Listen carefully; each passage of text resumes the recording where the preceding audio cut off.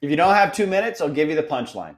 In any aspect of your business, if you want to create actual change in yourself or in others, focus on one thing. Don't focus on 3, 4, 5, 6 things. And look, I'll give examples. How many of us in our personal life have decided we're going to get healthier? So we're going to change our diet, we're going to exercise, and we're going to sleep better. How many of us actually accomplish that? In sales, when we want to effectuate change in somebody that we're trying to work with, or maybe a new process. Oh, I'm going to market better, personal brand better. I'm going to be more efficient. Recruiting, right? I'm going to create 5,000 processes. I'm going to begin to personal brand myself. I'm also going to make more calls. I'm also going to leaders, right? We're trying to create change in people. And we go into a meeting, and what do? We have an itinerary this big with 1,000 different ideas that at the end of the meeting, everyone's like, whew, I learned a lot, but nobody actually did anything.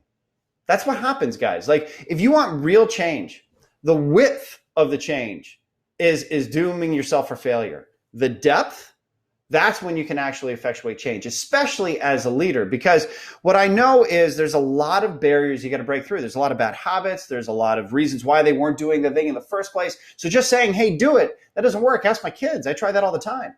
You know, we learned this lesson from a pretty good baseball player, a really good basketball player, a guy named Michael Jordan.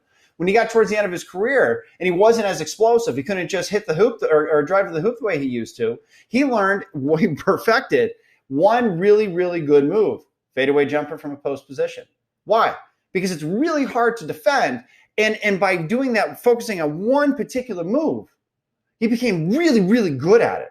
He didn't try at the same time the Harden step back, the Iverson crossover, and whatever other things were in vogue then. I'm going to do this really well.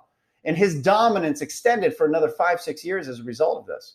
Guys, when you really want to commit to change, I understand. Like, there's like 5 things I need to be doing better in my business right now. But guess what? I'm doing okay. If you're a leader and you look at your team and they're doing okay, they don't need to rebuild. And yeah, there's 4 or 5 things they could be doing. It's okay. Ignore 3 to 4 of them.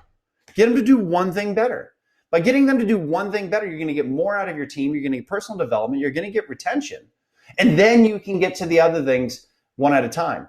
So when you're really looking for change, guys, don't do what we all tend to do. Try to grab it all and say, I'm a failure and I'm going to do everything better. No, one thing at a time. And I guarantee you the results that you have from that one change will be bigger than you expected, leaving room for even further growth as you learn those other skills. Hope this helps.